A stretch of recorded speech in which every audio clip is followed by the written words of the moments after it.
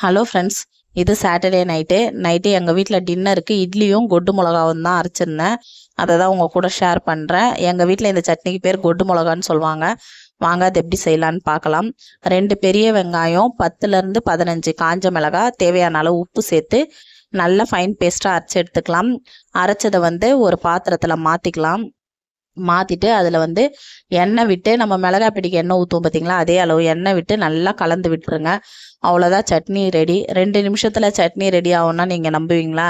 இது 2 நிமிஷத்துக்கு கம்மியாகவே ரெடி ஆகும். ஆனால் செம்ம சூப்பராக இருக்கும். இந்த சட்னியை அடிச்சுக்க வேறு சட்னியே ஈடு சொல்ல முடியாது. குறைஞ்சபட்சம் 10லேருந்து 15 இட்லி சாப்பிடுவாங்க. அந்தளவுக்கு செம்ம டேஸ்ட்டாக இருக்கும் சட்னி.